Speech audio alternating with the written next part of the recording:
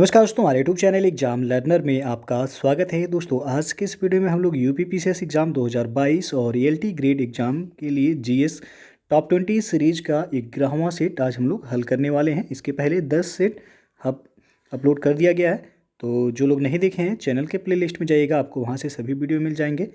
तो वीडियो को आप लोग लाइक शेयर कर दीजिएगा। चैनल पर पहली बार आए हैं चैनल को सब्सक्राइब कर लीजिएगा, साथ में बेल आइकन को प्रेस कर लीजिएगा, जिससे आने वाले अगले वीडियो का नोटिफिकेशन आपको पहले मिलता रहे।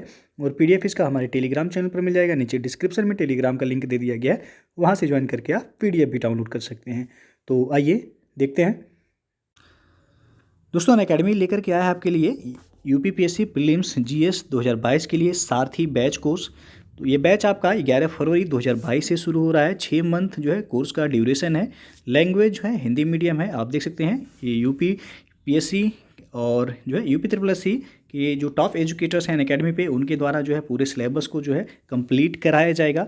तो इस बैच से यदि आप जुड़ना चाहते हैं, नीचे डिस्क्रिप्शन में लिंक दे दिया गया है, वहाँ से जाके आप जुड़ सकते हैं, या फिर आप अनअकैडमी का लर्निंग ऐप डाउनलोड करके सीधे आप सब्सक्रिप्शन लेकर इस बैच से जुड़ सकते हैं। तो यदि आप जो है सब्सक्रिप्शन लेते हैं अनअकैडमी पे, तो हमारा रेफरल कोड आप यूज कीजिएगा एग्जाम लर्नर, जिससे आपको 10% का वहाँ पर डिस्काउंट भी मिल जाएगा। तो ये रेफरल कोड आप सब्सक्रिप्शन लेते समय यूज जरूर कीजिएगा। दोस्तों अनअकैडमी आपके लिए लेकर आया है मेगा सब्सक्रिप्शन ऑफर। यदि आप 1 साल का सब्सक्रिप्शन खरीदते हैं अनअकैडमी पे, तो आपको 2 मंथ का फ्री सब्सक्रिप्शन दिया जा रहा है। ये ऑफ़र आपका 8 और 9 फरवरी 2022 के लिए ही वैलिड है। नीचे इसका डिस्क्रिप्शन में डिटेल दे दिया गया है, वहाँ से जाके आप चेक कर सकते हैं।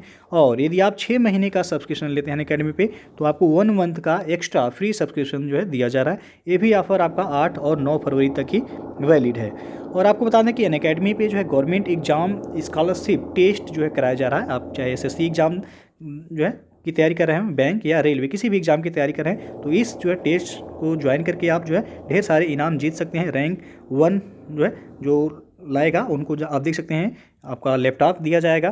फिर जो है रैंक 2 से लेके रैंक 6 तक के लिए जो है सैमसंग गैलेक्सी का जो है स्मार्टफोन है। और रैंक 7 से रैंक 16 यानी कि 16 तक जो है एक JBL का ट्रू वायरलेस जो है ईयरबड्स है। तो ये भी आप जो है जीत सकते हैं। तो दोस्तों आज का जो प्रश्न है, निम्नलिखित में से किस झील पर तैरते हुए द्वीप यानी कि फुंडी पाए जाते हैं? तो 4 विकल्प है आपके सामने, इसमें से बताना है कि कौन सा ऑप्शन सही हो जाएगा। तो यहाँ पे ये विकल्प सही होगा, लोकटक झील। लोकटक झील मणिपुर में स्थित है। तो ये भी पूछा जाता है लोकटक झील कहाँ है, तो यह मणिपुर में स्थित एक मीठे पानी की झील है। और इस झील में तैरते हुए द्वीप जिसे फुंडी कहा जाता है, फुंडी पाए जाते हैं। इस झील में ही राष्ट्रीय उद्यान कैबुल लामजाओ स्थित है। तो एक प्रश्न यहीं पे जो है बनता है कि कैबुल लामजाओ राष्ट्रीय उद्यान किस राज्य में है, तब आपका मणिपुर सही आंसर हो जाएगा। तो ये भी याद रखिएगा। और पुलिकट झील जो दिया गया है यहाँ पे, ये आंध्र प्रदेश एवं तमिलनाडु की सीमा पर स्थित एक लैगून झील है। और कोलेरू झील तो आंध्र प्रदेश में कृष्णा गोदावरी डेल्टा के मध्य स्थित ये मीठे पानी की झील है। और वेम्बनाथ झील ये केरल में स्थित है। और खारे पानी की ये लैगून झील ये भी है। तो यहाँ पे आपसे पूछा गया था कि किस झील पर तैरते हुए द्वीप जिसे फुंडी कहते हैं पाए जाते हैं, तो लोकटक झील जो कि मणिपुर में है। अगला प्रश्न है, निम्नलिखित में से कौन सा राज्य भारत की म्यांमार के साथ सीमा रेखा नहीं बनता है?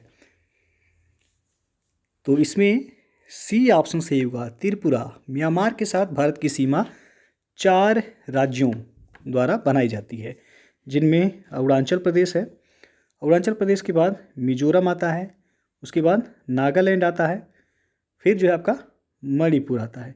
तो ये 4 राज्य जो है म्यांमार के साथ सीमा साझा करते हैं। तो इसमें त्रिपुरा नहीं है, सी ऑप्शन सही हो जाएगा।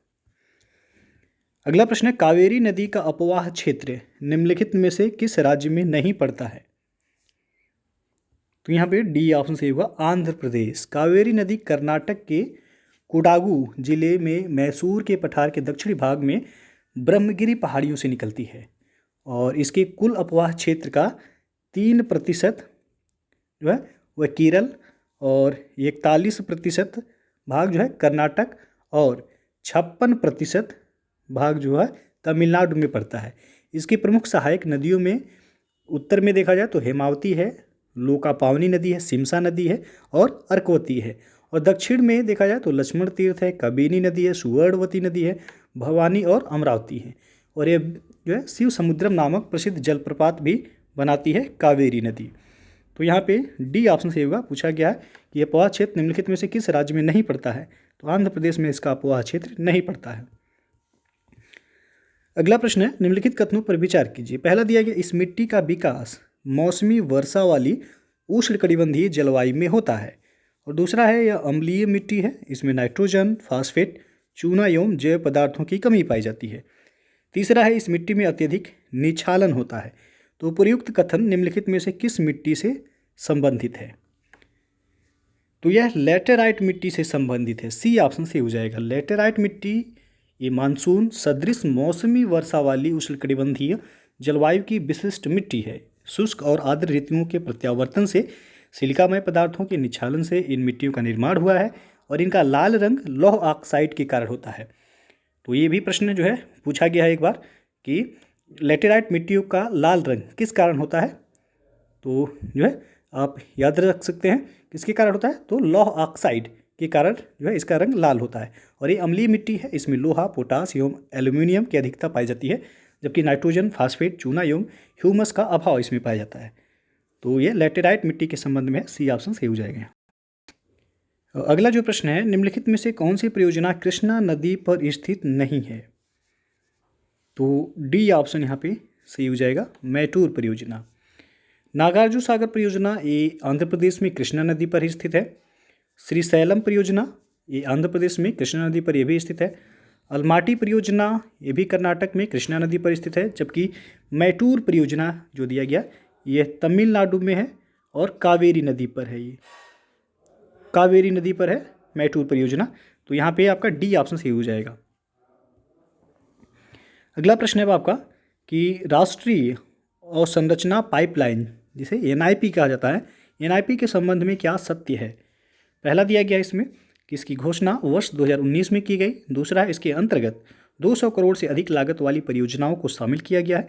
तीसरा दिया गया, इस कार्यक्रम में केंद्र तथा राज्य सरकार के द्वारा बराबर निवेश किया जाएगा। तो कूट से आपको बताना है कि कौन सा विकल्प यहाँ सही हो जाएगा। तो यहाँ पे पहला और तीसरा तो सही है, लेकिन दूसरा गलत है। तो सही आपसे पूछा गया है, तो सी ऑप्शन सही होगा। 1 और 3 सत्य है। अगस्त 2019 में अगले 5 वर्षों में आधारभूत और संरचना पर 102 करोड़ रुपए निवेश लक्ष्य के साथ राष्ट्रीय अवसंरचना पाइपलाइन जिसे एनआईपी कहा जाता है शुरू की गई थी। और इसके अंतर्गत 100 करोड़ रुपए से अधिक लागत वाली सभी ग्रीनफील्ड तथा ब्राउनफील्ड परियोजनाओं को शामिल किया जाएगा। और इसके क्रियान्वयन में केंद्र व राज्य सरकारों द्वारा 39% और निजी क्षेत्र द्वारा 22% निवेश की संभावना है। और राष्ट्रीय अवसंरचना पाइपलाइन के अंतर्गत सर्वाधिक व्यय ऊर्जा परियोजना पर किया जाएगा। तो इसमें जो है आपका दूसरा गलत है, पहला और तीसरा सही है। सी विकल्प सही हो जाएगा यहाँ। आगे बढ़ते हैं। किसी देश के द्वारा मुद्रा के अभिमूल्यन यानी कि एप्रिसिएशन ऑफ मनी को अपनाने से कौन सा प्रभाव पड़ते हैं,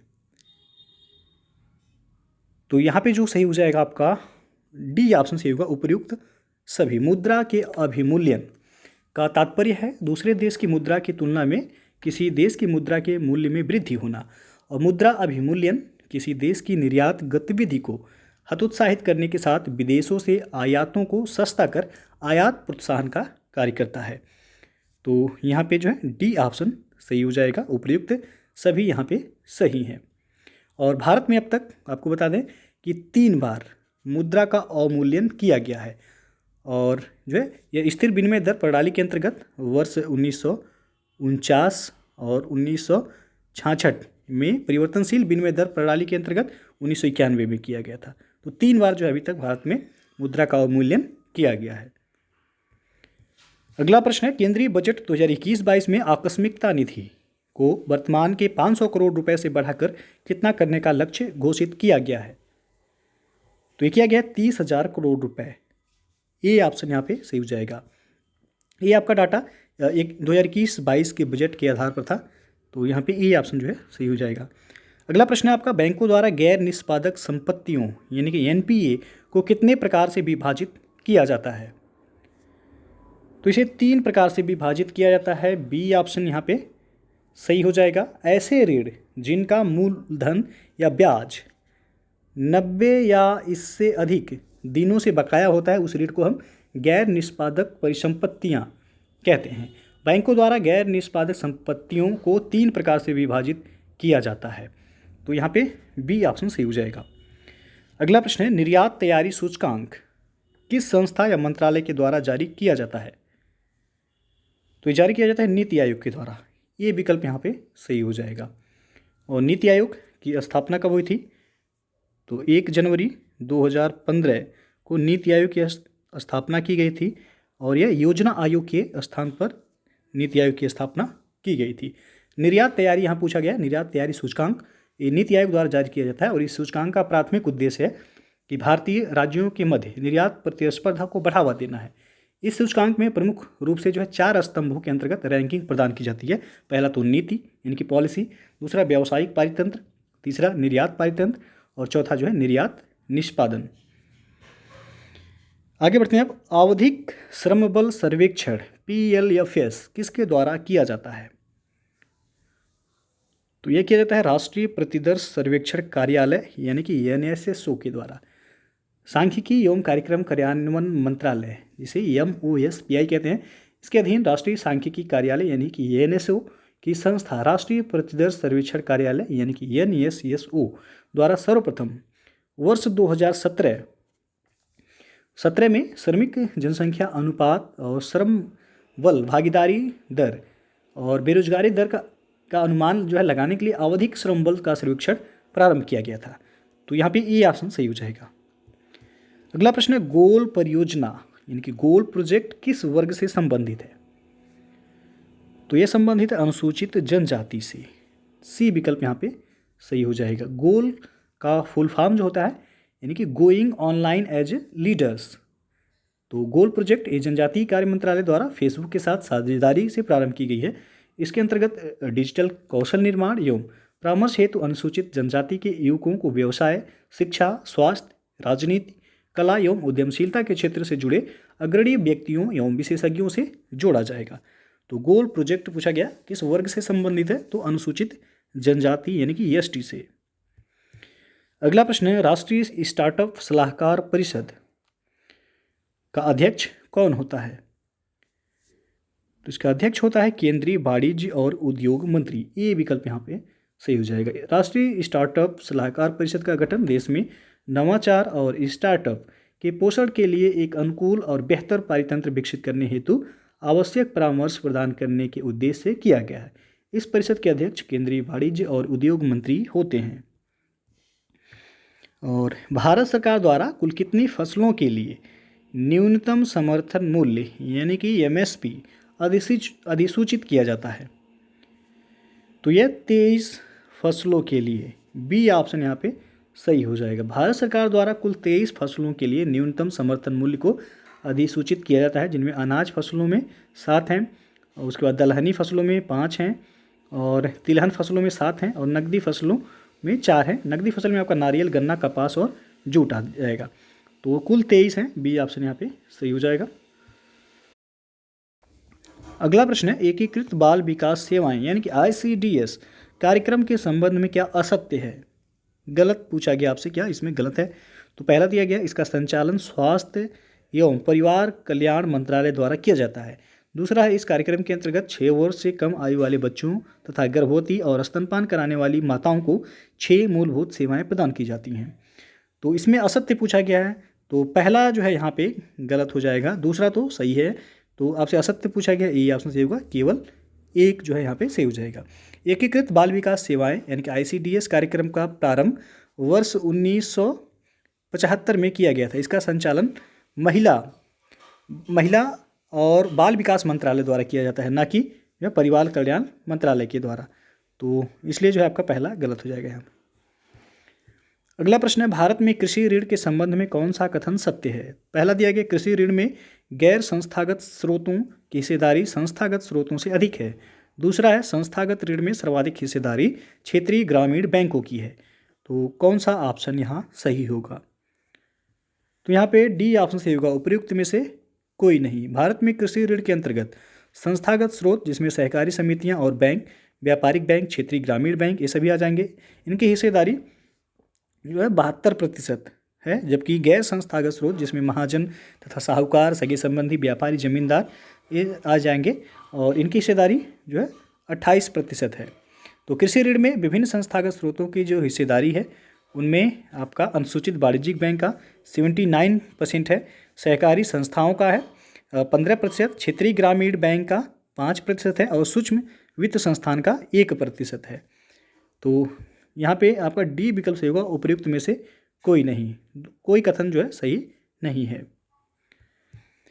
अगला प्रश्न है, निम्नलिखित में से कौन सा सुमेलित नहीं है? 4 ऑप्शन है, इसमें सही सुमेलित नहीं है कौन सा? तो डी ऑप्शन जो दिए गए, राधा कृष्ण समिति का संबंध दिया गया कृषि में तकनीकी उन्नयन से, गलत हो जाएगा यहाँ पे।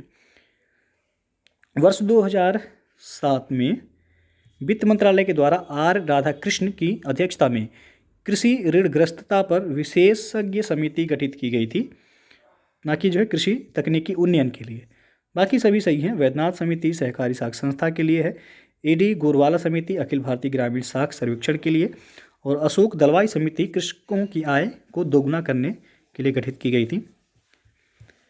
अगला प्रश्न है, निम्नलिखित में से कौन सी योजना प्रधानमंत्री कृषि सिंचाई योजना यानी कि PMKSY में शामिल नहीं है?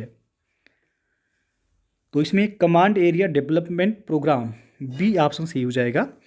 हर खेत को पानी तथा मोर क्रॉप पर ड्रॉप के लक्ष्य के साथ 1 जुलाई, ये पूछा था योजना कब शुरू हुई, तो 1 जुलाई 2015 को प्रधानमंत्री कृषि सिंचाई योजना प्रारंभ की गई। इस योजना को जो है 3 योजनाओं को सहमति करते हुए प्रारंभ किया गया था। पहला था जल संसाधन, नदी विकास और गंगा संरक्षण मंत्रालय के त्वरित सिंचाई लाभ कार्यक्रम। दूसरा था कि भूमि संसाधन विभाग के एकीकृत जल संभर क्षेत्र प्रबंधन कार्यक्रम, और तीसरा था कृषि एवं सहकारिता विभाग की ऑन फार्म वाटर मैनेजमेंट योजना। इसमें कमांड एरिया डेवलपमेंट प्रोग्राम शामिल नहीं है। अगला प्रश्न है, निम्नलिखित में से कौन सा बैंक घरेलू प्रणालीगत महत्वपूर्ण बैंकों में शामिल नहीं है? तो इसमें पंजाब नेशनल बैंक शामिल नहीं है, सी विकल्प सही हो जाएगा। इसमें आपका भारतीय स्टेट बैंक है, ICICI बैंक है और HDFC बैंक है। अगला प्रश्न है, निम्नलिखित में से किसको वर्ष 2021 का पुलित्जर पुरस्कार प्राप्त हुआ है? तो मेघा राजगोपालन को पुलित्जर पुरस्कार 2021 प्राप्त हुआ है, डी ऑप्शन सही हो जाएगा। अंतर्राष्ट्रीय रिपोर्टिंग एजेंसी वजफिल न्यूज की भारतीय मूल की पत्रकार मेघा राजगोपालन को अशांत सिजियांग क्षेत्र जो कि चीन में है में मुस्लिमों के साथ किए जा रहे अत्याचारों के संबंध में गुप्त खोजी रिपोर्टिंग के लिए पुलित्जर पुरस्कार 2021 प्रदान किया गया। और भारतीय मूल के एक और पत्रकार नील बेदी को स्थानीय रिपोर्टिंग के लिए पुलित्जर पुरस्कार प्रदान किया गया है। तो इनमें जो है आपका डी ऑप्शन जो दिया गया मेघा राजगोपालन सही हो जाएगा। तो दोस्तों ये था आपका आज के टॉप 20 GS का 11वां सेट। इसके पहले 10 सेट अपलोड कर दिए गए हैं, जो लोग नहीं देखें चैनल के प्लेलिस्ट में जाइएगा, आपको वहाँ से सभी वीडियो मिल जाएंगे। तो वीडियो अच्छा लगा हो तो लाइक शेयर कर दीजिएगा। चैनल को सब्सक्राइब नहीं किए हैं तो चैनल को सब्सक्राइब कर लीजिएगा, साथ में बेल आइकन को प्रेस कर लीजिएगा, जिससे आने वाले अगले वीडियो का नोटिफिकेशन आपको पहले मिलता रहे। PDF आपको हमारे टेलीग्राम चैनल पर मिल जाएगा, नीचे डिस्क्रिप्शन में उसका भी लिंक दे दिया गया, वहाँ से ज्वाइन करके आप PDF भी डाउनलोड कर सकते हैं। तो वीडियो को पूरा देखने के लिए बहुत बहुत धन्यवाद।